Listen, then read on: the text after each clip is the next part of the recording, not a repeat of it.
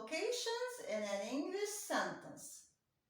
It comes before a noun, after a linking verb, or after an indefinite pronoun. If we check these three examples, we can check the location of each adjective here. If I take the first one, nature is painted by a wonderful color. It's clear that my adjective is wonderful. I'm describing the color, and this is my adjective that came before the noun. Sentence number 2. The weather is cool today. The adjective is cool. I'm describing the weather. I have noticed that the adjective comes after the linking verb. Now, linking verbs in language are not action verbs. It could be verb be, seem, sound, appear, get, look. The third example gives me, let's eat something organic. It's clear that organic is my adjective here. I'm describing something. Now, something belongs to a category called indefinite pronouns. Indefinite pronouns in language are many. Someone, somebody, no one, nobody, nothing. And it's clear that the adjective comes after the indefinite pronoun and not before.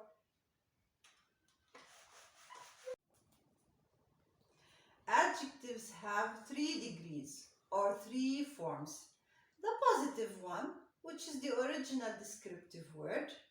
For example, if I say, this student is a smart, I'm describing him by smart, a positive degree. The second degree, which is the comparative degree. As the name shows, I'm comparing 2 people or 2 things or 2 ideas to one another. In this case, I have 2 forms, as you can notice here.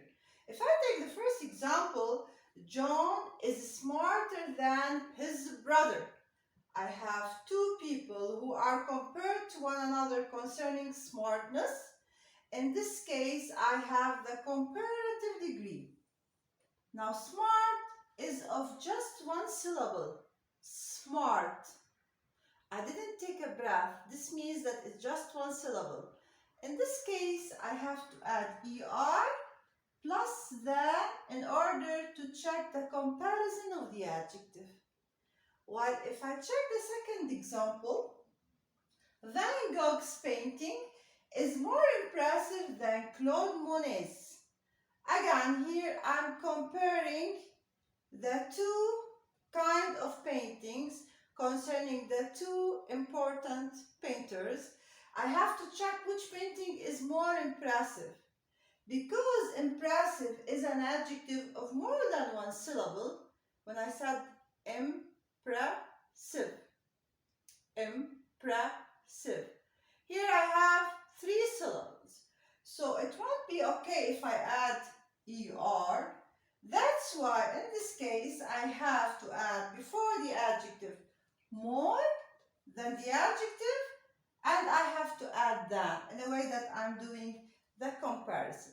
So we can notice that we have 2 versions. The one that controls me here is actually the syllable.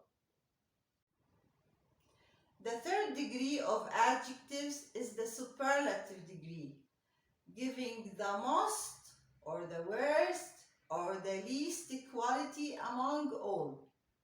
Again, here I have 2 forms that I have to check.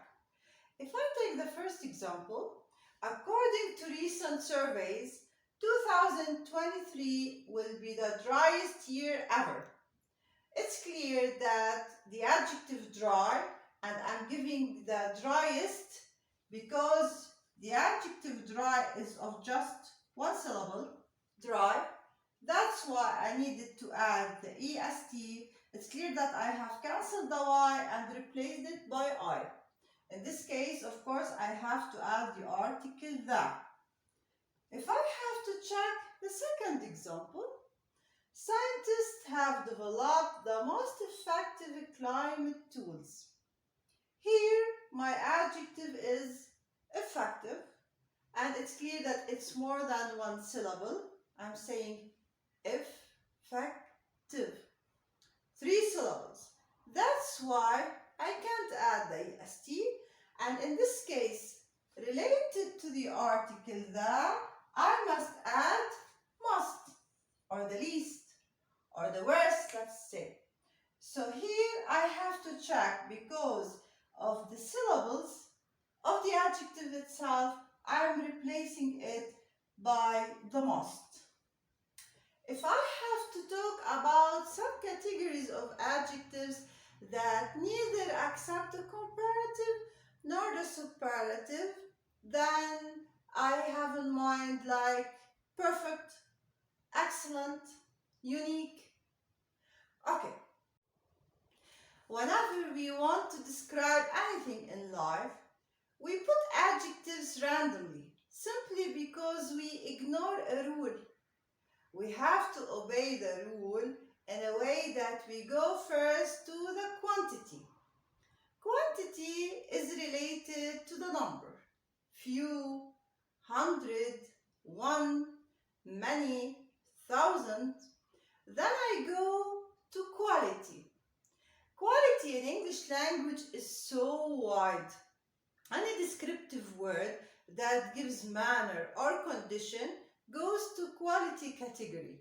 Ugly, stupid, tiny. Then I have to go to size, then age, then shape, then color. Then I have to go to origin, I mean here nationality. And in this case, I have to respect the capitalization of the proper adjective when I say Lebanese, Japanese.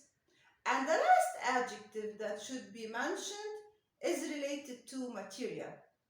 For example, I say an old oval English vase. Again, I'm always ready to receive your comments, and thanks for watching.